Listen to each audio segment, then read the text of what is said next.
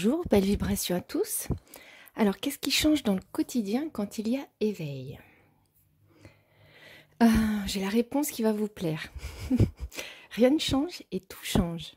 Ah, c'est énervant quand on dit ça parce que ça aide pas du tout, mais c'est tellement vrai. Alors, l'éveil, c'est la révélation que le personnage que je crois être n'a jamais existé réellement, sauf en apparence, comme le rêve. C'est l'effondrement du sentiment d'un je existant. Voilà, quand il y a cette révélation, la vie du personnage je apparent continue comme avant, dans le sens où dans l'histoire apparente, le personnage garde son apparence physique et son caractère, sa nature. Il ne se dématérialise pas, se télédéporte pas, il ne lévite pas, il n'a pas de super pouvoir.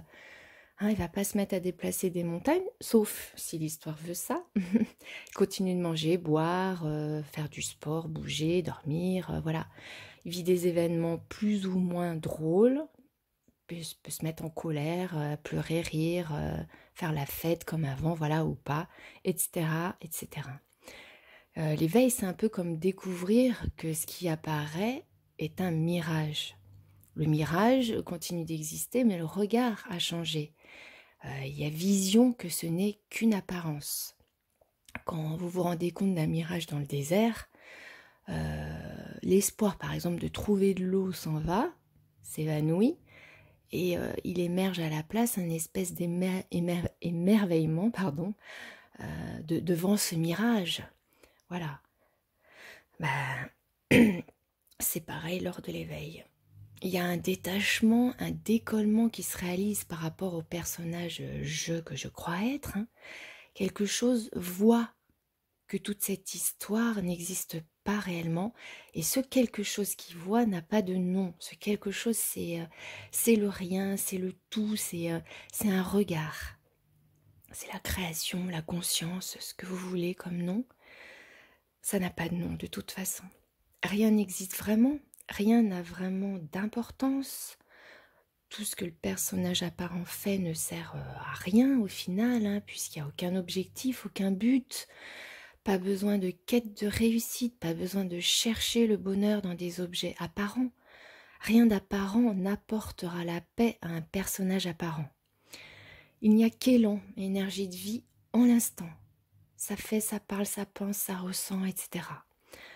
Une impression de désintérêt de tout peut se produire, mais c'est une impression, parce que c'est la paix, l'extase, même en faisant rien. L'extase devant la magie de la vie, de la création, devant les apparitions, devant le mécanisme qui est en fonctionnement, devant les synchronicités parfaites. Voilà, voir pousser une plante, c'est magique. Le fait qu'on ait des cheveux qui poussent sur la tête, c'est incroyable. On ne sait pas ce qui va se passer la seconde d'après. C'est l'inattendu tout le temps, etc. Tout est vécu du coup plus intensément, plus pleinement. Les émotions sont toujours ressenties, mais un mécanisme est mis à nu. Ces émotions n'appartiennent à personne réellement.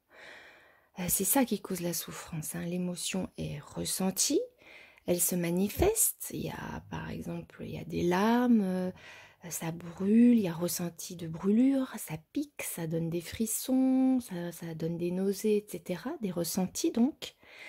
Mais il n'y a pas ces pensées, il n'y a pas d'histoire qui se raconte, les peurs, les craintes, les projections dramatiques, les regrets, etc. Donc c'est observé, c'est senti, c'est entendu, c'est accueilli, et puis ça s'en va dans le rien.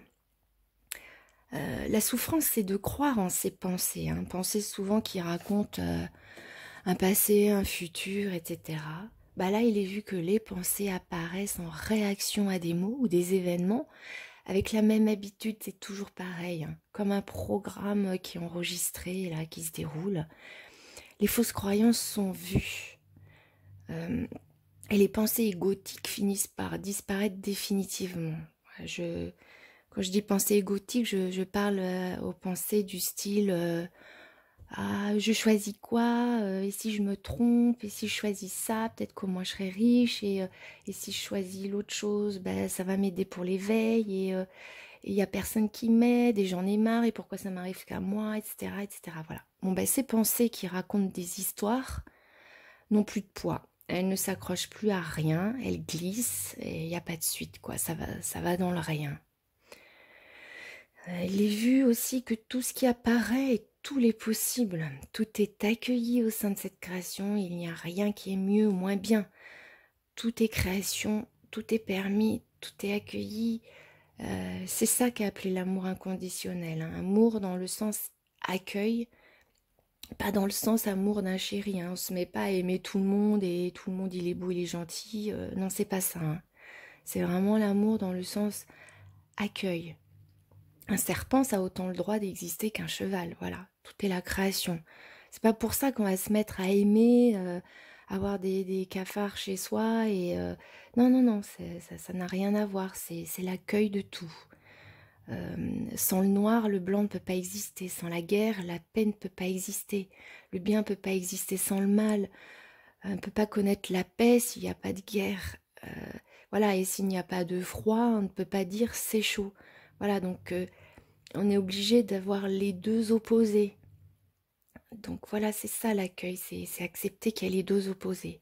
Ça ne veut pas dire qu'il y ait amour du mal. C'est pas ça, hein. C'est pas un plaisir de voir du malheur et des horreurs sur la planète.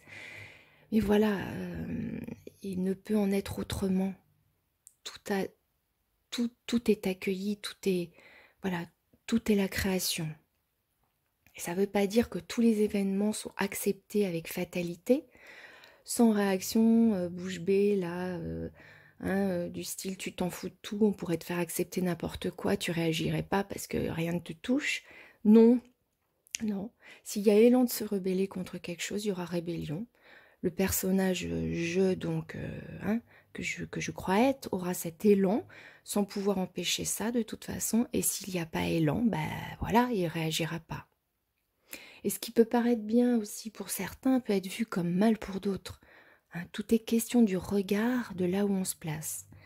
Et d'ailleurs, il y a cette forme d'empathie. Hein. Du coup, voilà, lors de cette révélation, de cet éveil, la notion de bien et de mal devient beaucoup plus neutre. Tel acte n'est ni bien ni mal, il est. Voilà, juste c'est. Il est aussi vu que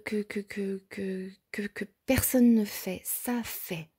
Le personnage je apparent ne fait pas non plus de choix. Il croit choisir, mais il ne choisit rien. Aucune décision prise, aucun choix donc n'est mauvais, car personne n'a jamais choisi. Les événements se passent sans personne qui choisit rien. Voilà, il y a comme une puissance, une force, une énergie, un élan qui anime le personnage je apparent, en lien avec ses conditionnements, ses programmes apparents. Et cet élan est plus fort que tout. De ce fait, les pensées liées au jugement et à la culpabilité disparaissent, mais aussi la fierté, l'appropriation des réussites et l'accusation des échecs. Et non, si je réussis, c'est pas grâce à moi, et si je rate, c'est pas à cause de l'autre. Le personnage je apparent n'a pas le pouvoir de modifier les choses, hein. Ça se fera ou pas. Alors il y a le lâcher prise. Vous pouvez vous relaxer, ça se passe sans vous.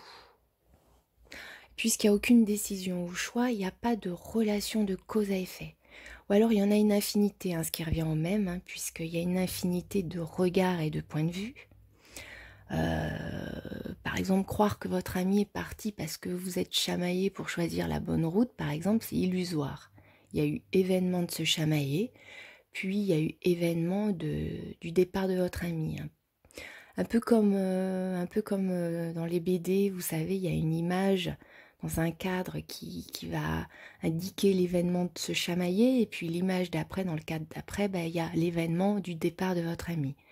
Le fait de se chamailler n'est pas la cause du départ, mais c'est plutôt un indice, un signe avant-coureur de l'événement qui va survenir après. Parce que le départ, il peut être aussi dû à une envie d'aller faire autre chose, à la fatigue ce jour-là, etc. etc. hein. Donc voilà, il y a une infinité de causes. Donc il n'y en a pas, c'est pareil. Le temps aussi est perçu différemment. Il n'y a pas de passé, il n'y a pas de futur, il n'y a que ça, maintenant. Penser au passé, c'est une pensée de maintenant. Penser au futur, c'est une pensée de maintenant. Quand il y a discussion sur des événements du passé, c'est une histoire d'un soi-disant passé qui se raconte dans le maintenant. Ce sont toujours que des pensées. Regarder des photos du passé, ça se passe dans le maintenant. Il y a vision de photos sur papier ou sur ordinateur apparaissant sur l'écran de l'histoire maintenant. Projeter des choses dans le futur peut être aussi assez compliqué. Voilà, enfin, il y a tellement encore à dire. Je vais m'arrêter ici et je vous laisse digérer ces informations. Voilà, je vous remercie de m'avoir suivi et je vous souhaite le meilleur.